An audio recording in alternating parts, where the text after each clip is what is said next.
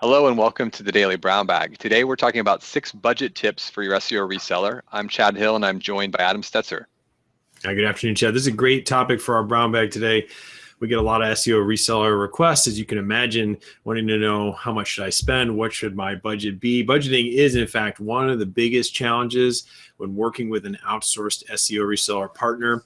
And you got to remember that one big reason that businesses have chosen to outsource SEO to you is because they don't have the resources to do this in-house. They're working with very small budgets. They're turning to you. You've outsourced to a white label provider.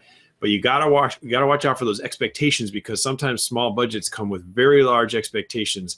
We see this every day. So how do we ground this in a few numbers, Chad, and then we'll get to our list? Well, an online marketing trend survey revealed that most small businesses have a search marketing budget of between $500 to $1,500 per month, and they choose to spend most of that on website development and SEO. So if the end client is spending between $500 and $1,500, you're working with an SEO reselling organization, your markup's probably about 100%. It gives you a flavor of what you can keep to cover your cost of acquisition and account management, and what should go through to your partner. Now let's talk about those tips and how to really stretch those dollars so you get maximum return for your client. Well, number one on our list, realize that SEO is a long-term commitment. If you want immediate results, Chad, we say this every day, you should do something else. People come in all the time. I'm going to spend this money on SEO, but I got to see it work immediately. And we just turn that business away. That's bad business. You need to understand general rule of thumb. People say 4 to 6 months until you'll start seeing some results, 6 to 12 months before anything more complete and exciting. And some keywords, you could be working on them for years, 4 or 5 years. It really depends on how competitive it is. Number 2 is know what you're trying to accomplish by working with an SEO reseller. And this you already hit on, Adam, but this is critical as well. You want to make sure that you set expectations, and more importantly, define the metrics that you're going to be looking at up front with the client so that there aren't any miscommunications. And again, this is with your client, and then of course also with the SEO reseller that you choose to outsource to. So again, some of those goals might be increasing sales. Some of them might be improving brand recognition, which in and of itself probably has different ways to measure, increasing traffic to your site, and then having, for example, your blog get picked up or referenced by other publications. So those are all different expectations or goals you might set. You need to make sure you are very clear about what you're measuring up front. Number 3, know where you're starting. This is a big one. Take a look at the site for the client you're working with. How old is it? What's the domain authority? Has any work been done on it? I mean, we see sites come in here with a domain authority of 0, and yet they have some very lofty expectations for keyword rankings and traffic. We know that's going to be a disaster. You got to manage those expectations down. Other clients come in with a very strong site, just hasn't been worked on, hasn't been tuned, and hasn't had appropriate link building effort or content marketing effort. We know we can move those things. You want to get pretty good at sizing this up, because there's a very direct relationship between where that site's starting, the budget you need to get from the client, and the expectations you're going to set, and how long you're going to keep that client. Do they have a blog? Are they into content marketing? Do they even understand what that is? Have they done it previously? And how does your site, the site you're working on, stack up against the competition? Again, a very important competitive field. If you're up against some very, very well-funded big players, you're going to have a hard time moving things. So always know where you're starting. Number 4 is know what you need from your SEO reseller and what you will handle in-house. This is really important. There are certain things that you might want to outsource and some things that you want to keep in-house. And there are obviously some things that are hard to do that you want to outsource.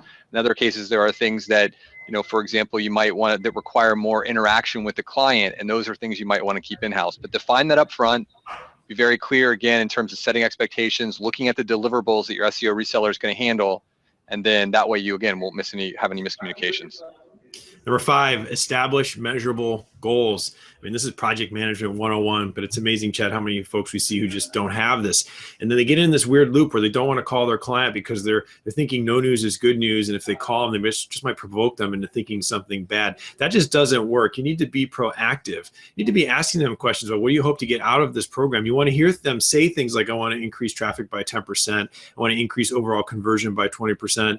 You want to put some time frames on these, and you want to remember that your project, even if you're focusing on the SEO piece of it, is more than just rankings. You're only doing this to get them business. If they're making money, they're getting leads, they're going to keep investing in this and probably increase the amount of money they will budget to give you. But you're not going to have that kind of trust and long-term relationship if you don't establish solid goals and show them excellent project management, tracking towards those goals, being very upfront and trustworthy, even when things aren't going well, especially when things aren't going well. Own it, talk to them, and show them what you're going to do about it. You'll get things back on track. And the last one, number 6, is be realistic. And we can't emphasize this enough. Upfront, you want to see if you can't afford the proposal or the services that you need to deliver the results that maybe the client's looking for. It's way better to identify that upfront than to say, let's wait 6 months and then prove out that you couldn't actually get what needed to get done.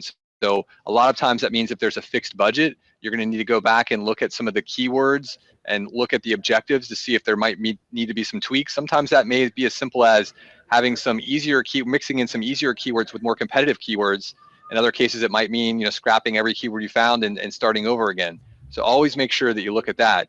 You want to also remember what you get, what you pay for. So sometimes there are a lot of people in the SEO business that build their products based on just a long list of deliverables, but they don't always necessarily, they're not at the quality that the end client's expecting, and ultimately they may not deliver the results you need. So be very realistic, and of course you can't, good work always is going to cost money. Excellent. Well, 6 budget tips for your SEO reseller. We hope this information has been really helpful for you today. If you like this video, we would ask that you subscribe. We've got lots of other material on the website. And if you're still really confused and you want to pick up the phone and talk to someone, give us a call. Come to our 4 p.m. Q&A session. We'd be happy to chat it over with you.